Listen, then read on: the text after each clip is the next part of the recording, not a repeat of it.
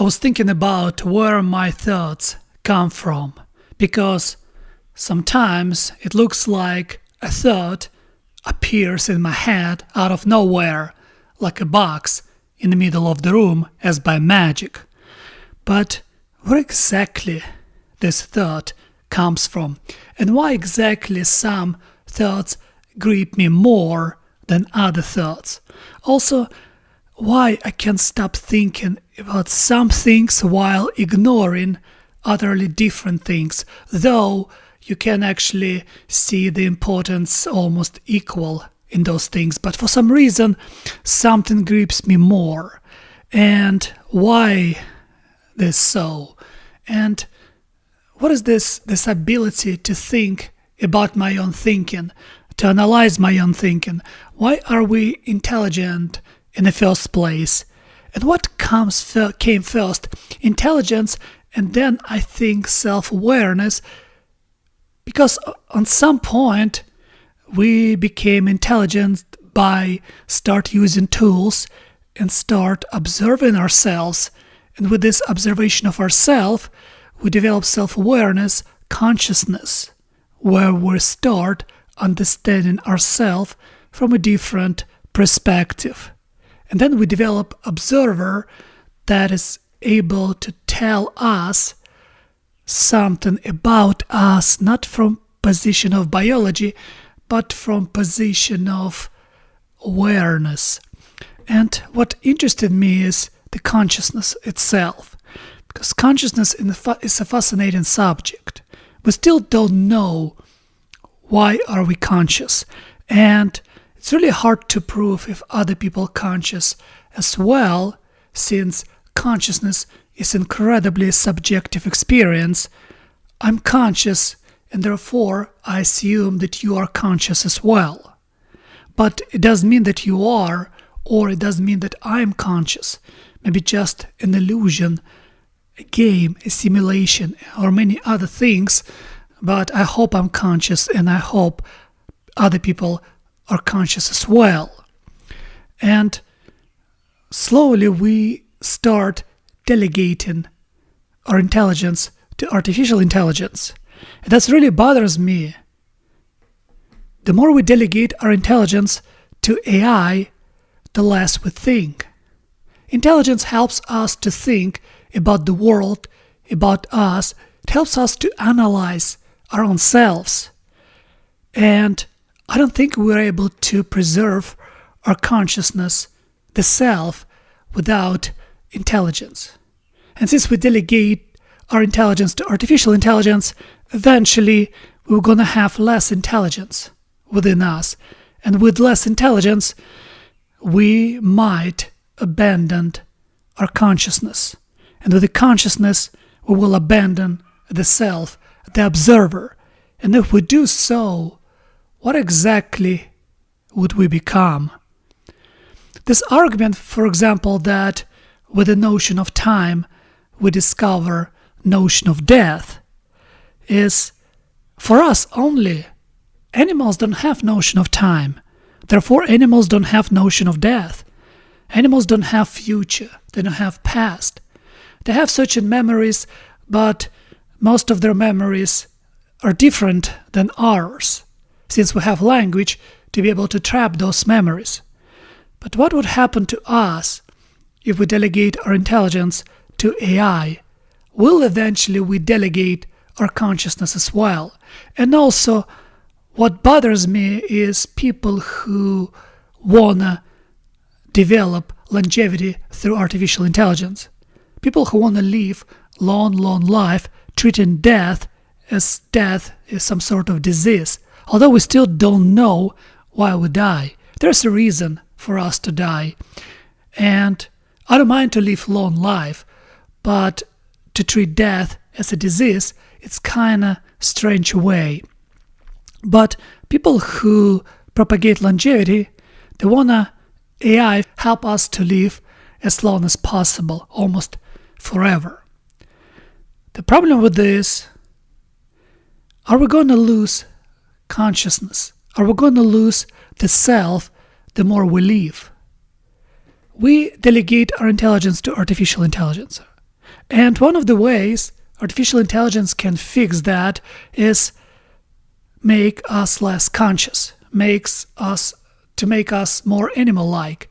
And when we become more animal-like, we stop perceiving notion of time, and therefore we stop understanding and be aware of our own demise. And that's, in some sense, longevity will be fixed because we're not going to die, since we're not going to be aware of our own death. And that really bothers me. I don't know if it's possible for AI to take away our consciousness, but I think one of those ideas of religion is for us to preserve our consciousness, is to preserve the idea of the self. There's a voice inside of me that tells me what to do. This voice usually opposes my biology. This voice usually tells me against my biology, force me to fight my biological urges. I don't know what this voice is and where it comes from, but for some reason it's opposed my biology. And with this biological comfort we develop as the result of scientific revolution, then enlightenment, then industrial revolution, we develop this incredible comfort around us, and all this comfort directed toward our biology. We're still far, far away from understanding the meaning of life and the idea of the self, the idea of consciousness, even the idea of soul that we still debate if it's real or not. But comfort we achieve incredibly well, and with this comfort we start trying to normalize our vices. We try to normalize our depravities, our degradations. We turn into hedonistic idiots. Hedonism becomes the main goal of freedom in some sense. But it's not right, because with the hedonism we become less conscious. Consciousness itself must be in a position of your own biology, because if I don't oppose my biology, I become less conscious. And why would I be conscious if my biology rules over me? It doesn't make no sense to preserve the self. The self is something that outside your biology that dictates you to restrain your biology. But if you biology, and if you only biology, and if your biology controls you and you constantly satisfy your biological urges and have unlimited opportunities to do so, then in some sense you're losing the self. You stop being conscious or become less conscious of the world around you, for the simple reason that your consciousness becomes irrelevant since your biology completely satisfies, and biology is incredibly strong motivator, and your brain need access to easy dopamine boost.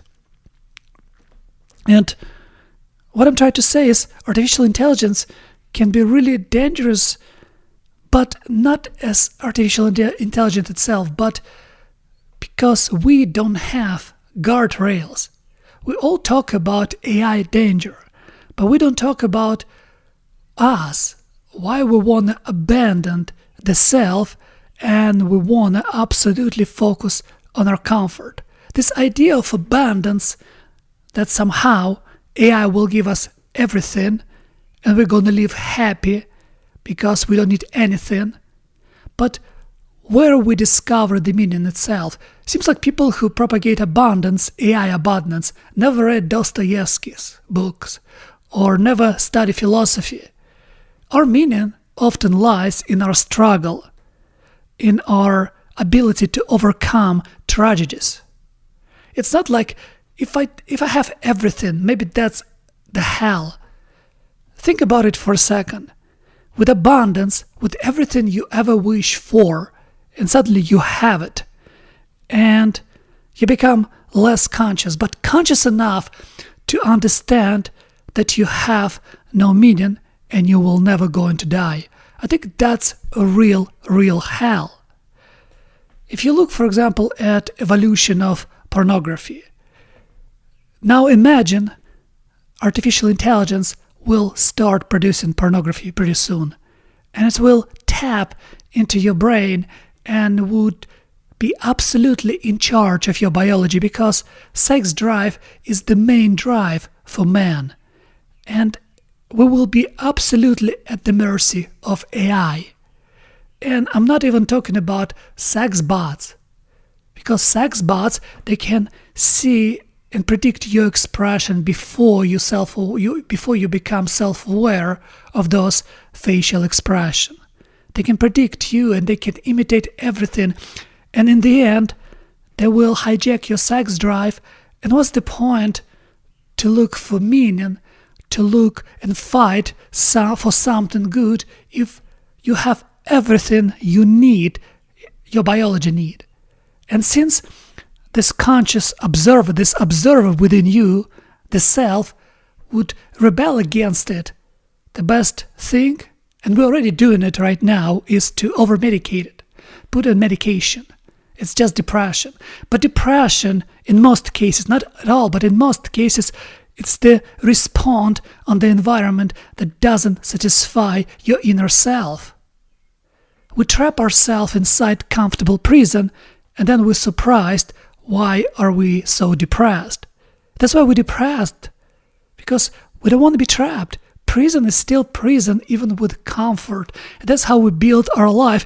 And now imagine the absolute abundance of artificial intelligence with absolute satisfaction of our biology, but the self will still stay hungry and will still be unsatisfied.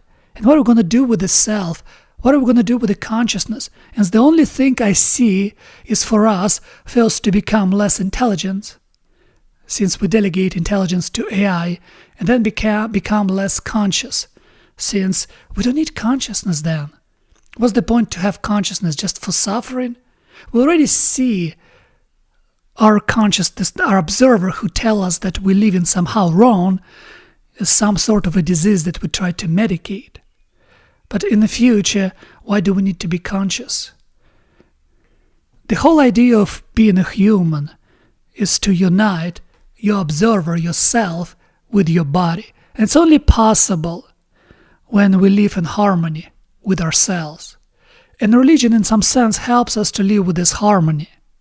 But the problem is this abundance of comfort make us physically and intellectually lazy. And that's bad. Somehow we could find meaning in concentration camps, in Gulags, in brutal wars. But I don't know if we will be able to find meaning in absolute abundance. Something tells me that we won't.